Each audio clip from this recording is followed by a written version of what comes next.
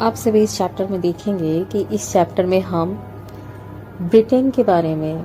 कि वो एक औद्योगिक राष्ट्र रहा है, दुनिया का पहला, ठीक है, उसका हम अध्ययन करेंगे। हम उसके बारे में जानेंगे बहुत ही डीपली, ठीक है। और क्या है कि ब्रिटेन के औद्योगिकरण के दूसरे देशों के औद्योगिकरण के लिए जो एक मॉडल प्रस्तुत किया था ब्रिटेन ने, ठीक है, उसके बारे में हम जानेंगे कि दैट मीन्स कि जो दूसरे देश थे उनमें भी औद्योगिकरण की शुरुआत हो चुकी थी, लेकिन ब्रिटेन उनमें से इतना अच्छा उसने इस चीज़ को डेवलप किया आगे कि उसने दूसरे देशों के लिए एक आइडियल या फिर एक मॉडल प्रस्तुत किया, ठीक है। इसमें आप देख रहे हैं कि साथ में बहुत से जो इतिहासकार रहे हैं अब तक के, पहले के जो थे इतिहासकार, उन्होंने दूसरे देशों में जो बहुत से अनुभव हो रहे थे औद्योगिकरण को लेकर के, लेकिन उन्होंने उस पर जो अंधानुकरण नहीं किया, दैट मीन्स उसको देख करके ही सिर्फ उन्होंने फॉलो नहीं किया, बल्कि वो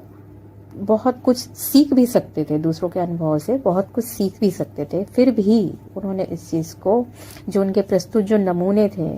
उनका उन्होंने फॉलो नहीं किए, उसको अंधानुकरण नहीं किया कि भाई उन पर ऐसे विश्वास करें और उसको फटाफट वो भी फॉलो करें और औद्योगिकरण करें। इसलिए क्या हुआ कि पहले ही ब्रिटेन या फिर अमेरिका या फिर फ्रांस, ठीक है, इन लोगों ने एक दूसरे से मिलकर के जो काम किए हैं, तो उसकी वजह से क्या हुआ है कि वहाँ पे शुरुआत हो चुकी थी। जैसे मिसाल के तौर पे आप देखेंगे कि ब्रिटेन में क्या हुआ था कि कोयले के, सूती कपड़ों के जो उद्योग थे उनका विकास हो चुका था, उनका औद्योगिकरण जो था वो पहले चरण में हो रहा था।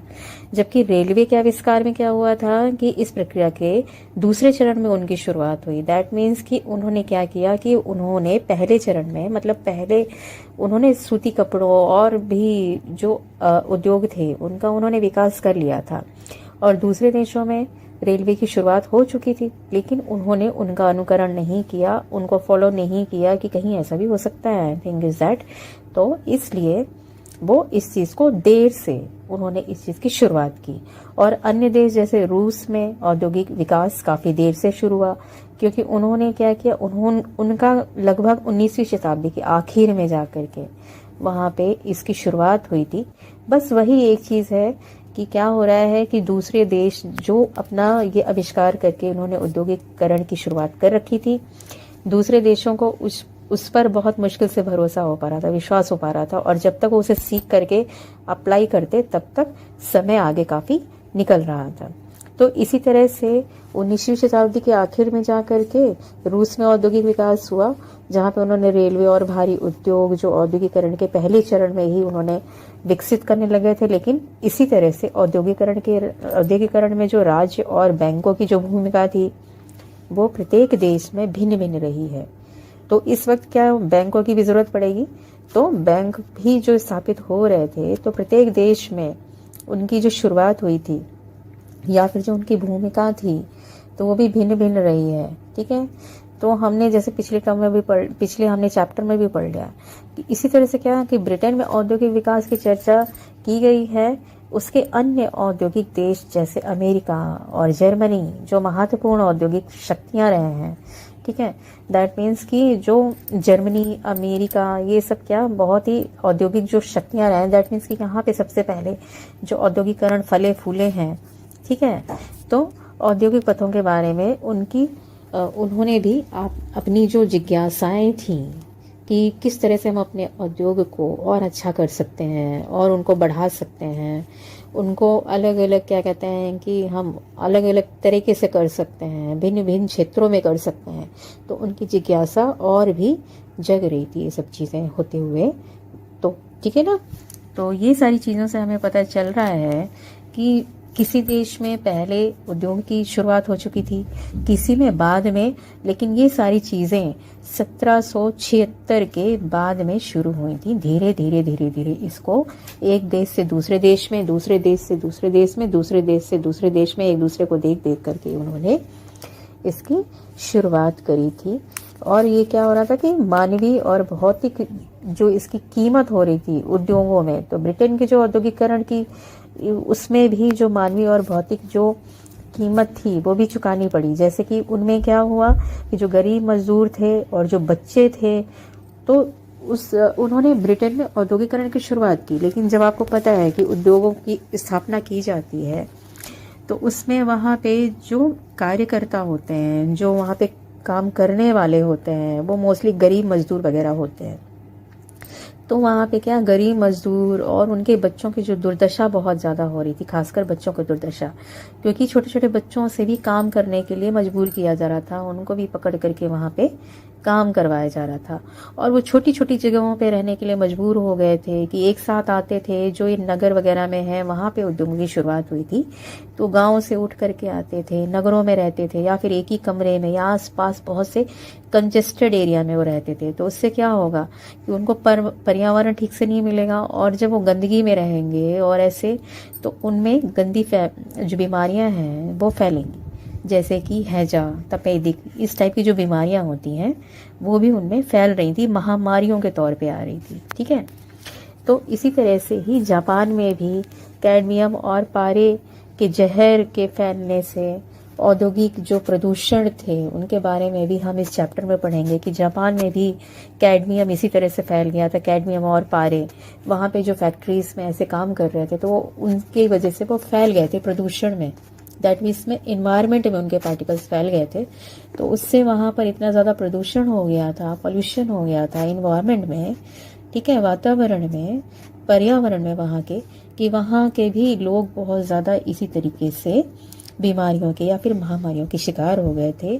जिसने क्या किया था कि वहाँ के लोगों को अंधाधुंध औद्योगिकरण के खिलाफ में जो जन आंदोलन करने के लिए जागृत कर दिया था। क्या किया था कि जब वहाँ पे इतना ज़्यादा औद्योगिकरण, जिसकी चपेट में जो गरीब मजदूर और वहाँ के बच्चे, महिलाएं सब आईं, और उनमें जो ये घातक महामारियां जो फैली, तो उसकी वजह से मजबूर होकर के जो वहाँ के जो लोग थे, उनको जो औद्योगिकरण जो थे वहाँ पे, कि अंधाधुंध बस खुले जा रहे थे और उनकी वजह से पॉल्यूशन हो रहा था, पर्यावरण दूषित हो रहा था, महामारियां फैल रही थी। तो वहाँ के लोग मजबूर हो गए थे कि उनके खिलाफ वो कोई आंदोलन चलाएं कि भाई बंद करो, इससे हमें प्रॉब्लम हो रही है, हमें तकलीफ हो रही है। ठीक है, तो इसीलिए इसी तरीके से जो औद्योगिक क्रांति है उसकी शुरुआत हो गई थी। और इसी यूरोप की जो शक्तियां हैं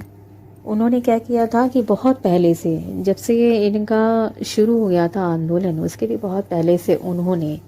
जैसे कि औद्योगिक क्रांति में बहुत पहले से जो अमेरिका, एशिया, दक्षिण अफ्रीका, हमने पिछले चैप्टर में पढ़ा है कि एशिया में भी जगह जगह औद्योगिकरण की शुरुआत हो चुकी थी, राज्य बन चुके थे। ठीक है, यूरोप में ही नहीं, सिर्फ उसके आसपास का जो एशिया था वहाँ पे भी फैल रहे थे। ठीक है, तो उन्होंने बहुत पहले ही हिस्से में उपनिवेश को बनाना शुरू कर दिया था। ठीक है, तो उससे क्या हो रहा था कि धीरे धीरे जो वहाँ के मूल निवासी थे, उनके जो बर्ताव की कहानी है, या फिर जो उन्होंने मानसिक रूप से जो झेला है, तो बहुत कुछ जो बेचने और खरीदने के लिए जो प्रेरित किया उन्होंने, वहाँ के मूल निवासी जो यूरोपीय अमेरिका को असभ्य नजर आते थे। ठीक है, तो इन सभी बातों को ले करके जो वहाँ के मूल निवासियों की जो जमीन थी, मछली और जानवर पर जो मालिकाना हक जताने की जरूरत महसूस नहीं हुई थी उन्हें, तो इन सब चीज़ों को लेकर के हम इस चैप्टर में पढ़ेंगे। ठीक है, कि इस चैप्टर में क्या क्या हो रहा है, किस प्रकार से औद्योगिकरण की शुरुआत हो रही है, किस तरह से किन किन उद्योगों की शुरुआत उन्होंने पहले करी, फिर उसके बाद में क्या क्या करी। ठीक है, और इसके साथ ही साथ पश्चिमी जो पूंजीवाद है, व्यापारिक, औद्योगिक और वित्तीय है, जो 20वीं सदी के शुरू में जो जापानी पूंजीवाद ने जो तीसरी दुनिया में बहुत से हिस्सों में जो उपनिवेश बनाए थे। ठीक है, तो जगह जगह जो वहाँ पे इन्होंने एक उपनिवेश बनाए और उनकी शुरुआत जो करी थी, तो जहाँ पे यूरोपीय जो गोरे लोग थे जो आकर के बस गए थे, वो मोस्टली गोरे ही होते हैं, वाइट कलर होते हैं उनके,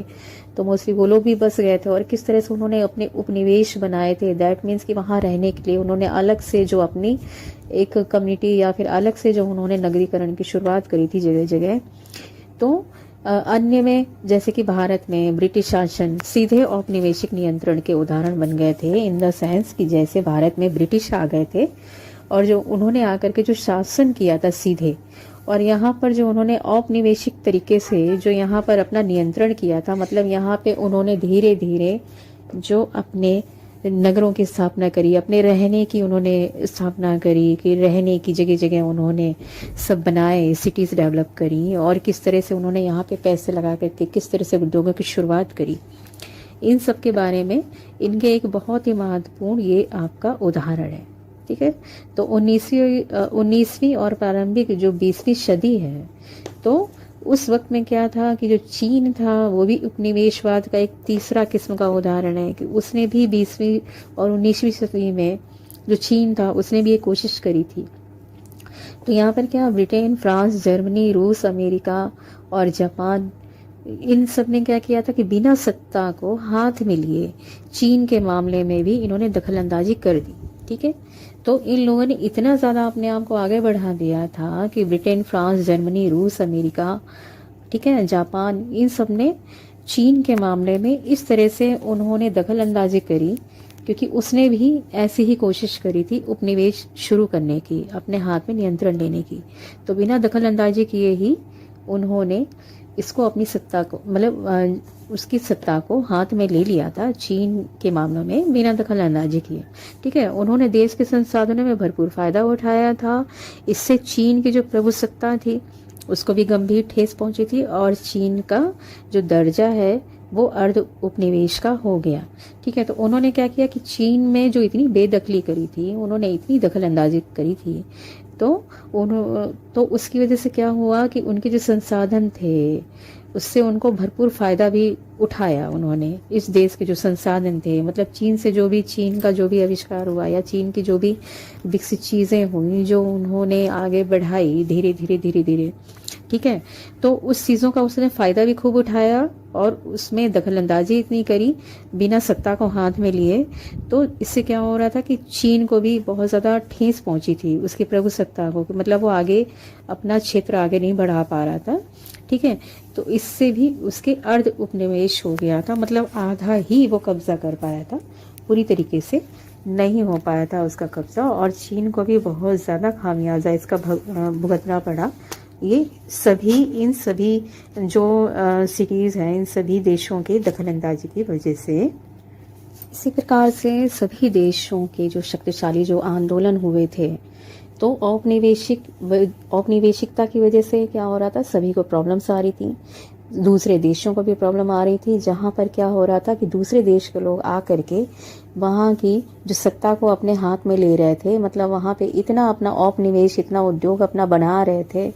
कि वहां पर धीरे धीरे सब उनकी जो जनता है या फिर उनमें जो गरीब तबके के लोग हैं, तो उन पर अपना एक अधिकार सा उनका होता जा रहा था। तो इससे क्या हो रहा था, धीरे धीरे आंदोलन हो रहे थे, धीरे धीरे उनके हाथ में उनकी सत्ता आती जा रही थी।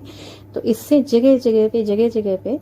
राष्ट्रीय आंदोलन की शुरुआत हो रही थी। ठीक है, और उनका मानना था, जो राष्ट्रीय आंदोलन थे उनके करने का यही एक था रीजन, एक कारण था कि वो चाहते थे कि जो राजनीतिक सत्ता है वो ऐसे ही किसी देश के हाथ में ना कर दी जाए, बल्कि